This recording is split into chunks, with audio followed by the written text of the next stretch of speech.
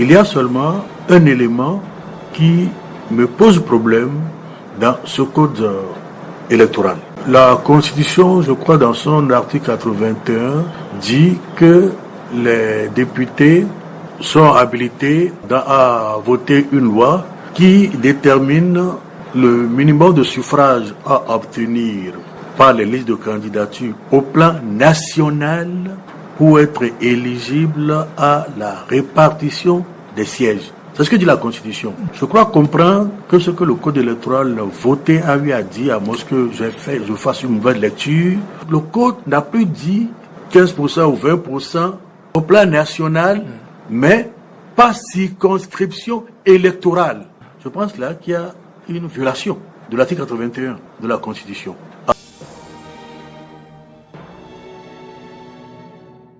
Le code électoral voté dit que le parrainage doit se faire par le parti et que le député ne peut pas parrainer quelqu'un d'autre en dehors de celui choisi par son parti.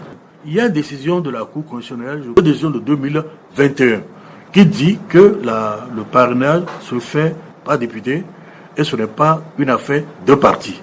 Donc il y a déjà une remise en cause d'une jurisprudence de la Cour constitutionnelle. Tant que la Cour n'a pas elle-même remis en cause sa jurisprudence, elle fait partie du bloc. Cette décision fait partie du bloc de constitutionnalité, c'est-à-dire des normes de référence ayant une valeur égale à celle de la Constitution qui s'impose à tous les citoyens.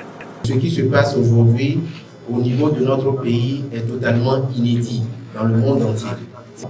Pourquoi, dans la modification nouvelle, ils sont allés à remplacer le seuil ou le suffrage exprimé au plan national par le suffrage exprimé par circonscription électorale? Je vous dis, in fine, c'est pour parvenir à la modification de la Constitution en 2026. Je pèse des mots et vous allez comprendre pourquoi. Alors, et en plus, les modifications qui ont été apportées au niveau du code électoral, c'était en réalité les modifications qui devaient être apportées à la Constitution.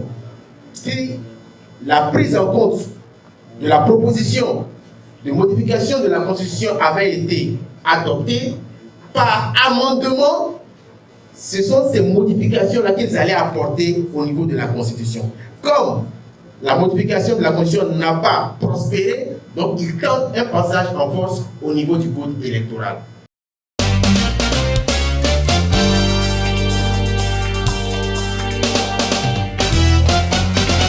Communiqué du Parti Les Démocrates relatif à la déclaration de conformité du code électoral par la Cour constitutionnelle.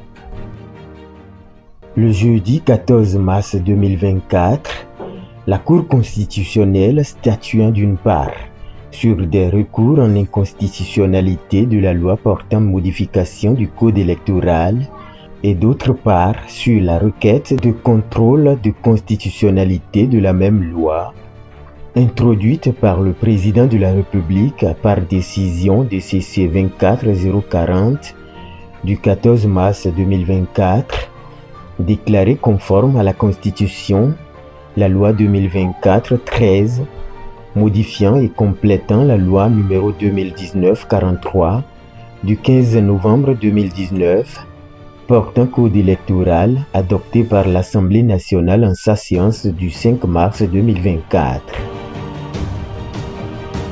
Cette décision absconse et profondément inadmissible a laissé s'abattre une écharpe de deuil sur le peuple béninois et sa démocratie déjà agonisante sous la gouvernance dite de la rupture.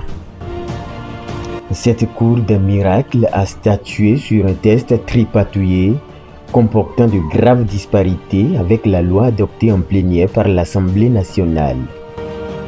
Pendant que la Constitution fixe un seul seuil d'éligibilité au plan national, la Cour constitutionnelle s'est aplatie devant l'exécutif et n'a trouvé aucune incongruité dans la nouvelle version du code électoral qui vient en fixer un deuxième, l'un au plan national et l'autre au plan de la circonscription électorale. Par cette décision, La Cour constitutionnelle, en foulant aux pieds sa propre jurisprudence, a erré en droit et a, toute honte bue, répété les arguments caporalistes de l'UPR en entérinant un texte de loi qui subordonne le parrainage des députés et ou maires au choix de leur parti politique. Il apparaît clairement que la Cour constitutionnelle du Bénin vient de s'écrouler sous la pression du pouvoir du président Patrice Talon, dont les velléités d'un troisième mandat déguisé et à l'instauration d'un parti d'État sous les fallacieux prétextes de réforme du système partisan sont connus.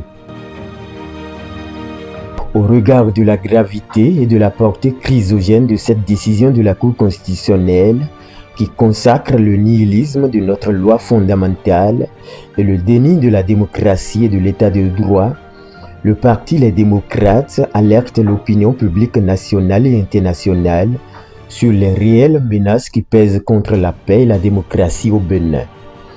Le Parti Les Démocrates tiendra responsable aussi bien le président de la République, la majorité parlementaire et la Cour constitutionnelle des différentes crises qu'engendrerait cette décision d'exclusion et d'imposition au peuple de ses futurs dirigeants par un pouvoir en perte de crédibilité et de légitimité.